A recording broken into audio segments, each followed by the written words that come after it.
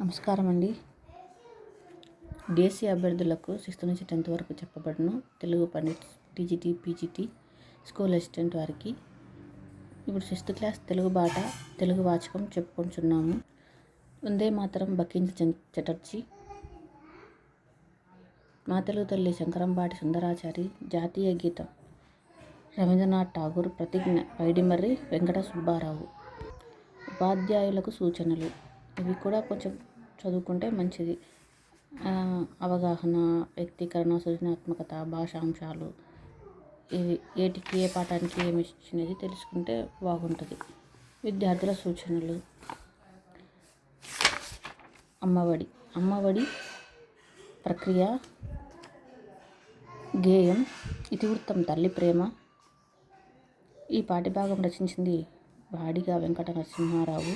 ఈయన 15/8/1913, 6/1/1994లో జన్మించారు. ఈయన జన్మించిన ఊరు కృష్ణా జిల్లాలోని గౌతవరం. బాలరసాలు, పాలబడి పాటలు, ఆవు హరిశ్చంద్ర, బాలతనం, చిన్నారి లోకం, పూలబాల, ఋతువాణి వంటి 17 పుస్తకాలు పిల్లల కోసం రాశారు. బాలబంధువుగా ప్రసిద్ధి. బాలకవిగా ప్రసిద్ధి చెందిన వాళ్ళు వెంకట రమణాచార్యులు, ఆశావతి ప్రకాశరావు. ఆశావతి ప్రకాశరావును బాలకవి అని పిలిచింది సర్వేపల్లి రాధాకృష్ణ గారు. గుర్తుపెట్టుకోండి, కొన్ని అవి బాలబంధు, బాలకవి అని ఇచ్చిన కన్ఫ్యూజ్ అయితే కష్టం. ఎందుకంటే 9th క్లాస్లో ఏమో ఆశావతి ప్రకాశరావు గారు వస్తారు, బాలకవి. అది గుర్తుపెట్టుకోండి. నెక్స్ట్, బాల సాహిత్యాన్ని ఉద్యమ స్ఫూర్తితో వ్యాప్తి చేయడమే తన జీవిత ధ్యేయంగా పెట్టుకున్నారు బివి నరసింహారావు. వింజమూరి లక్ష్మీ నరసింహారావు రాసిన అనార్కలి నాటకంలోని అనార్కలి పాత్ర ధరించి అనార్కలి నరసింహారావుగా ఖ్యాతి గడించారు. ప్రస్తుతం పాఠ్యభాగం బాలబంధు బివి నరసింహారావు సంపూర్ణ రచన 2వ సంకలనంలోనిది. అమ్మఒడి చదువుల ఒడి, మా యమ్మ ఒడి నాకొక గుడి. అమ్మ చూపున వరవడి దైవము నా కంటెను త్వరపడి. అమ్మ చెప్పిన శుద్ధులు అనిశము చెప్పిన బుద్ధులు. అమ్మ పెదవుల హాసము నిత్యము మాకు వికాసము. అమ్మ మంజుల భాషణం శ్రావ్యము వీణుల భూషణం. అమ్మ హృది అనురాగము దివ్యము భవ్యము యోగము. అమ్మ చల్లని కరములు దానమున ఆకరములు. అమ్మ చరణ తలములు క్షేమము పండు పొలములు. అమ్మ కన్నుల కాంతుల్లో కమునకు సుఖశాంతులు. అమ్మయే నా సర్వము ధైర్యము బలము గర్వము. ఇప్పుడు దీనికి వివరణగా కొంచెం తెలుసుకుందాం. అమ్మఒడి చదువుల బడి, మాయమ్మ. ఇప్పుడు మాయమ్మ ఉంది కదండి, మా ప్లస్ అమ్మ అని విడగొడితే ఎడాగమ సంధి వస్తుంది. మా ప్లస్ అమ్మ మాయమ్మ ఎడాగమ సంధి వస్తుంది. నాకు ప్లస్ ఒక, ఇక్కడ నాకొక ఉంది కదా, నాకు ప్లస్ ఒక అంటే ఉత్త సంధి వస్తుందండి. అమ్మ చూపును వరవడి అంటే మార్గము లేదా ముందు చూపు. దైవము కంటేను త్వరపడి. అమ్మ చెప్పిన శుద్ధులు అంటే మంచి మాటలు. అనిశము అంటే ఎల్లప్పుడు. బుద్ధులు అంటే వివేకం. అమ్మ పెదవుల హాసము నిత్యము అంటే నిరంతరం మాకు వికాసము. అమ్మ మంజుల భాషణం అందమైన మాటలు అని అర్థం. భాషణం అంటే అలంకారం.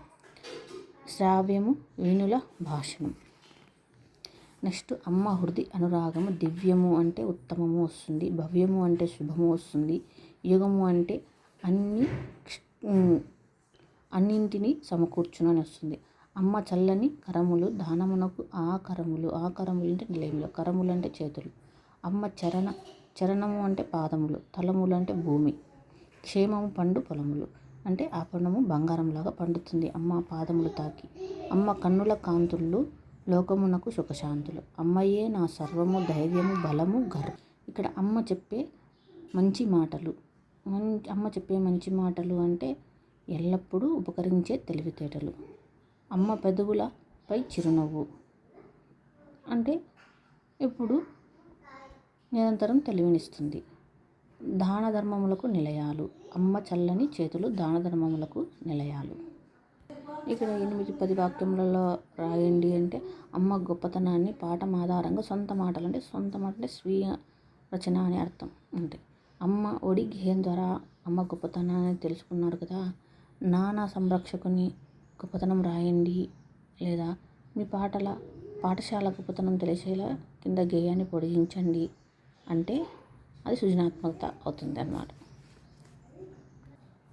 ఇక్కడ ఉన్నాయి కదా, కింద పదాలలో అక్షరాలలోని తేడాను గమనించి చదవండి, రాయండి, అర్థాలను ఉపాధ్యాయులను అడిగి తెలుసుకోండి. దీన్నే పదయుగళములు లేదా ఉక్తలేఖనం అని కూడా అంటారు.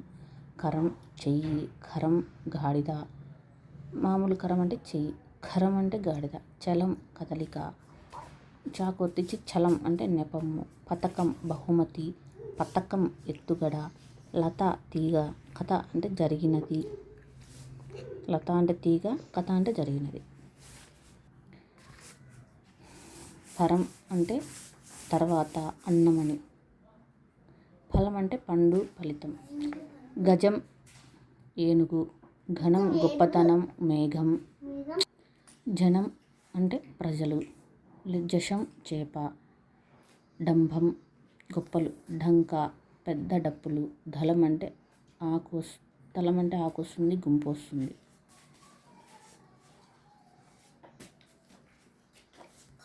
ధనం అంటే డబ్బు, బలపం, కరిని రాసే సాధనం. భరతం ఇష్టం లేకుండా పని చేయించడం, భరతం పట్టడం అంటే కక్ష సాధింపు చేష్టలు ఇట్లా. నెక్స్ట్ ఈ పదాలను సరిచేయడం. అరక, లత, లబత అంటే తబల, పడవ, వనజ, నగరం ఇట్లా. తరంగ, ఆనందం, సంతకం, డమరుకం, మండపం. ఇవి అవసరం లేదు, ఉత్తరలేఖనం చూసి తెలుసుకోండి. పట్టికలో పదాలను చదవండి, దేశ పదాలను కలిపి అర్థవంతమైన పదం లేదా వాక్యంగా చదవండి, రాయండి, ఉత్తరలేఖనం రాయండి. ఇక్కడ శంఖం ఊదగలం అట్లా రాసేయండి. అవి అవసరం లేదు మనకి.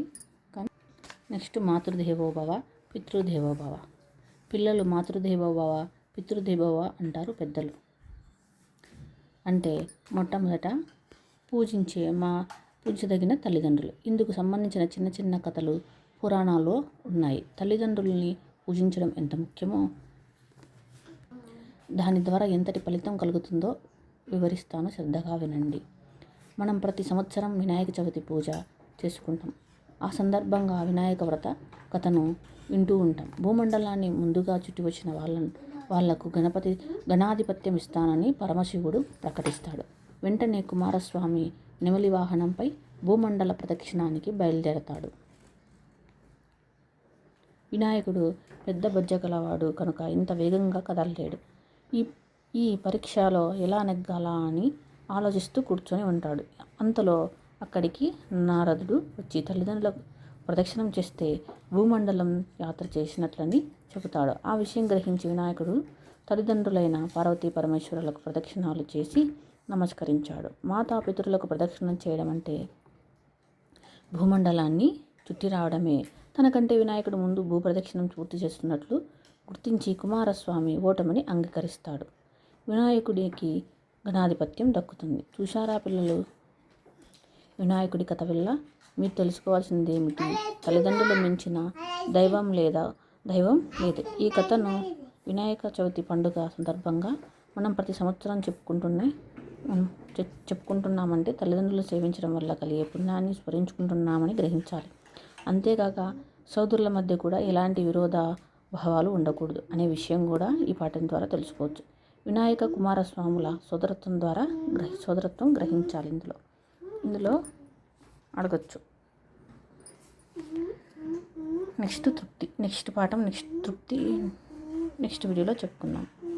ఏమన్నా డౌట్స్ ఉంటే అడగండి, అలాగే కామెంట్స్ రూపంలో చెప్పండి.